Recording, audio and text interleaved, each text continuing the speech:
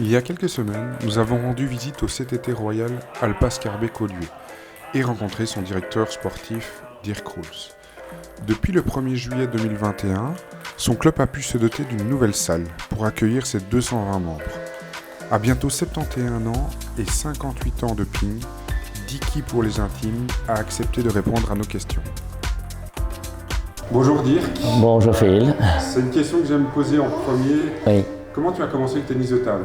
Alors, le tennis de table, j'ai commencé en 1964 et c'est Jean-Claude Collard, un ami, qui m'a amené dans ce club qui était rue Lès, à Bruxelles, pratiquement 100 mètres du cinquantenaire.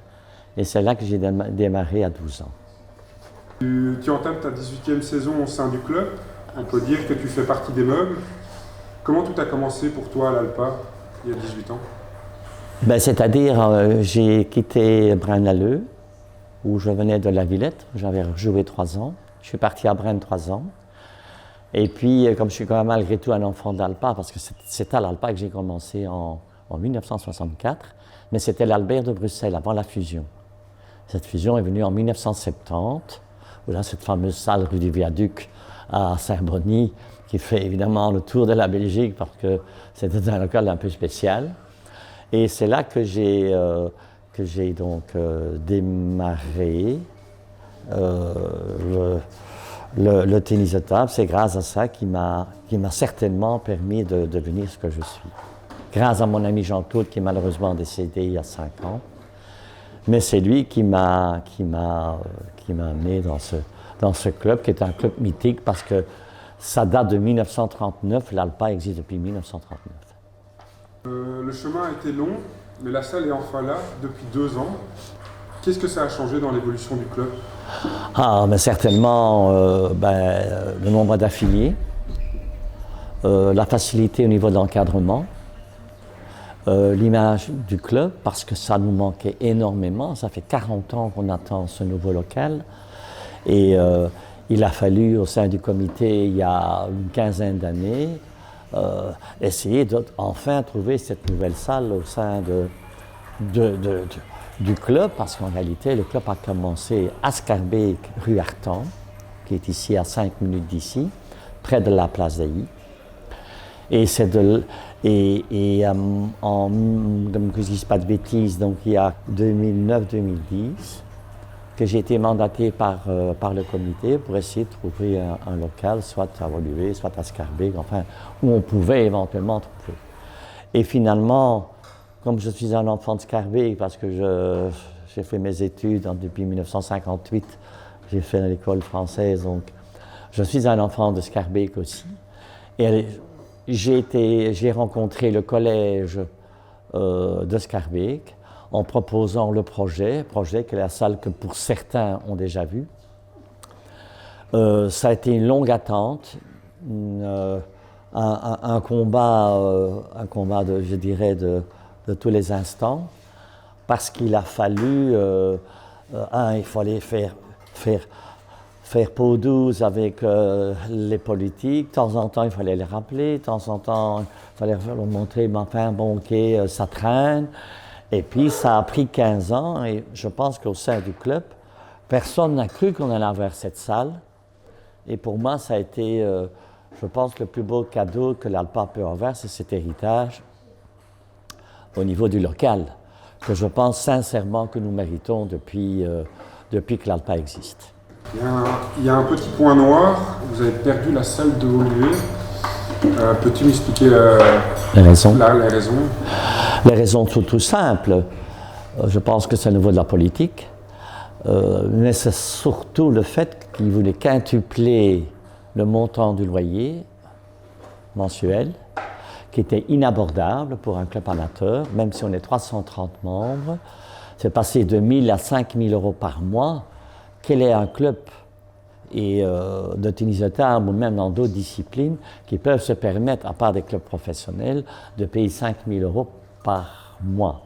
Ce que je regrette, c'est que c'est eux en 2017 qui nous ont contactés pour améliorer la formation de jeunes à Woluwe et que Eric Bott, qui était chef des sports et qui l'est toujours d'ailleurs, m'avait téléphoné personnellement ainsi qu'au comité pour voir si on ne pouvait pas même faire un partenariat ou éventuellement peut-être, pourquoi pas, fusionner. Et c'est pour ça que nous sommes en 2017, nous avons réintégré, évolué au Poséidon pour, un, la formation de jeunes et deux, pour l'image de marque. Parce qu'il ne faut quand même pas oublier que le Poséidon existe depuis 1970. Donc 54 ans après, on nous met sur le fait accompli, on nous met dehors. Donc ce que je regrette amèrement. On a essayé de trouver un local à évoluer, mais là on n'en a pas eu, eu de la malchance. Mais c'est une douche froide aussi bien au niveau financier qu'au niveau des jeunes d'évoluer qui doivent évidemment maintenant venir jusqu'à Schaerbeek pour autant qu'ils viennent évidemment à Schaerbeek.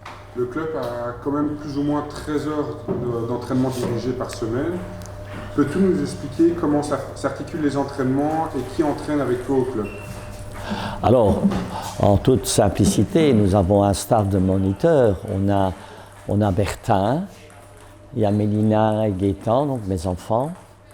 Il y a Cédric Hulin, il y a Robin Saudemont, il y a Benjamin Rogiers, il y a Roberto Galdon, il y a qu'est-ce qu'il y a encore? Il y a Adrien Jamard, il y a Corentin Romain. Tout cela fait partie du staff au niveau de l'encadrement de nos jeunes qui étaient au Poséidon jusqu'à quelques mois et qui maintenant vont réintégrer une partie à Schaerbeek pour pouvoir encore améliorer l'encadrement, mais de satisfaire tout le monde, aussi bien les adultes que les jeunes.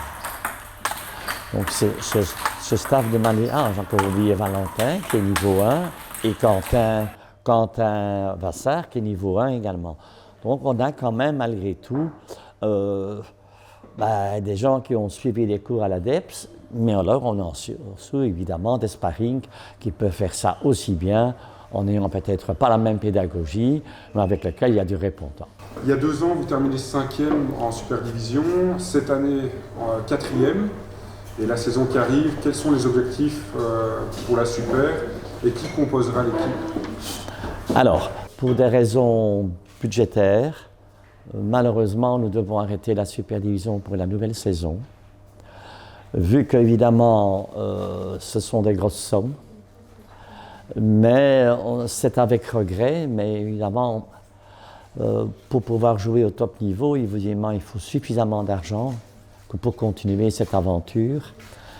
Le comité est déçu, mais je pense que pour des raisons financières et budgétaires, on souhaite terminer d'une manière et surtout dans l'intérêt des membres du club pour ne pas continuer au-delà des moyens financiers. Autrement, ça peut être évidemment une catastrophe et ça, on veut absolument éviter. C'est vrai qu'on est triste. Les joueurs qui étaient donc qui représentaient l'ALPA au niveau de la Superdivision, notre forage, le polonais, l'anglais, Alexis Douin, le français, plus Benjamin Rogiers.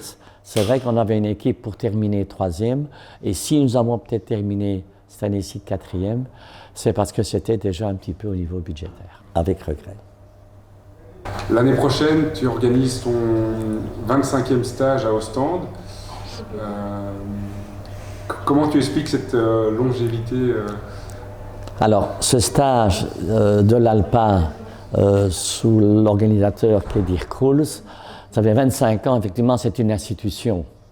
Aussi, surtout parce qu'il y a un bon stage de bon niveau, l'encadrement également, mais c'est surtout ce côté touristique d'Ostende qui fait son charme par rapport au soir, où on fait du bowling, on peut s'amuser, on fait des promenades, on fait des quiz-tax, on va manger de la glace. Et ce stage permet de créer cette ambiance extraordinaire avec lequel le staff des Monos et moi-même, on crée cette dynamique et cet enthousiasme.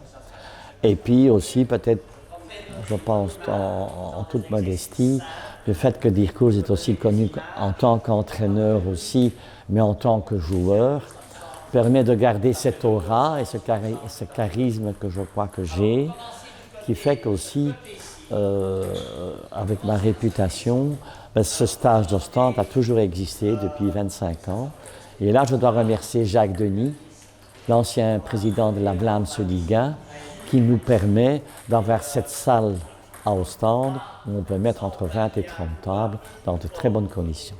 Et je remercie aussi les joueurs qui reviennent ou qui viennent au Stade Ostende.